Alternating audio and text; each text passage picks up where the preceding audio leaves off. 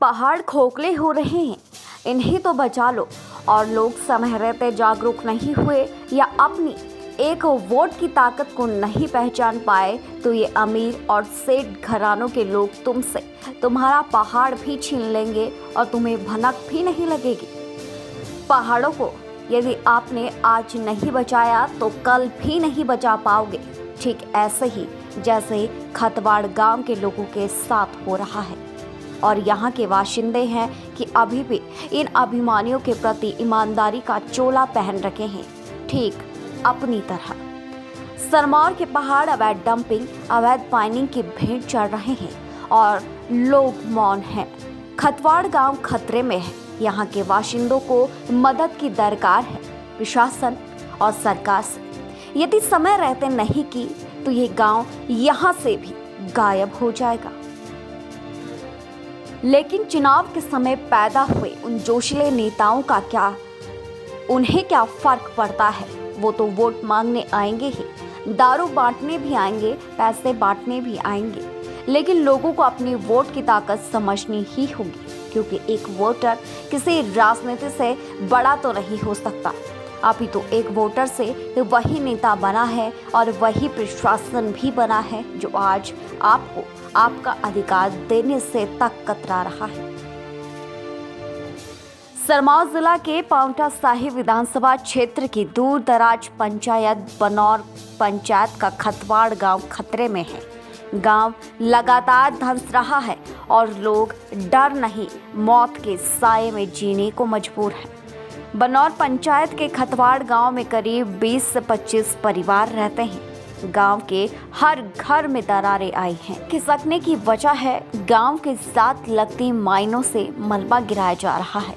Mining से सरकार को कुछ राजस्व मिल रहा होगा और माइनिंग के लोग भी खूब चांदी कूट रहे हैं, मगर लोगों की जान दिन प्रतिदिन खतरे में पड़ रही है।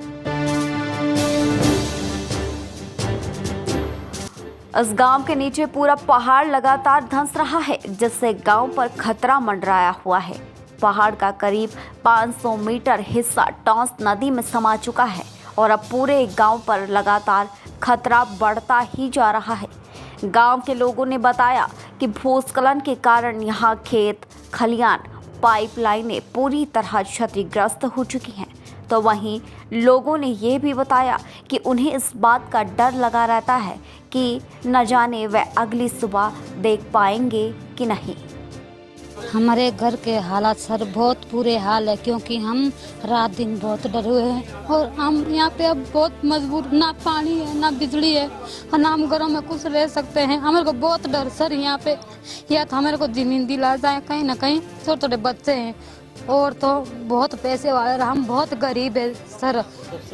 फसल मक्की, अदरक, अरबी और सर हल्दी, बाकी राजमा सारा कुछ चला गया। अब खेत भी नहीं हमारे पास है, दूसरे को खेत में हमने गोबर डालना है। अब हमारे पास खेत बिल्कुल से भी नहीं है, एक खेत है वो सारा गिर गया और अब हम बहुत परेशान है सर।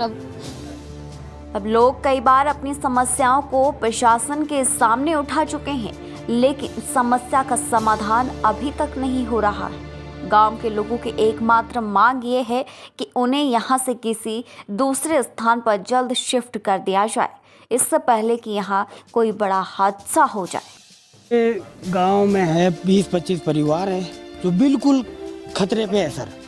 इनको की रात को भी नींद नहीं आ रही सर। जैसे ही बारिश होती है तो हमें सर डर सताता है कहीं हम नदी में ना समा जाए नीचे खड्ड में।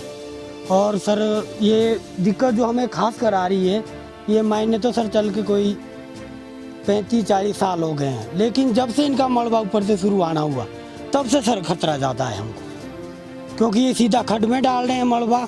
अगर इन्हें बोलते हैं कुछ तो सर ये उल्टे सीधे हम पे आरोप जड़ देते हैं। कभी ये बोलते हैं कि पुलिस लाएंगे, कभी बोलते हैं कि तुमको पिटवाएंगे।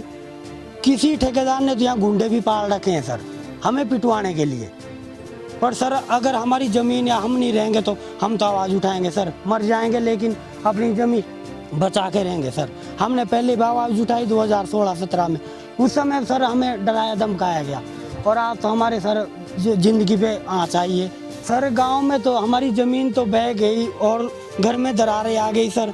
अब तो ये देख लो आप मौके पे सर, ये देखो इधर बिल्कुल खान नज़दीक आ चुकी है सर हमारे घर के। यहाँ से लगभग 150-200 मीटर होगा सर, इससे भी कम होगा सर। और यहाँ मेरी यहाँ ज़मीन है सर, ये ज़मीन है मेरी, और यहाँ मेरी छानी है जहाँ गाय बनती थी वो भी सर टूट चुकी है।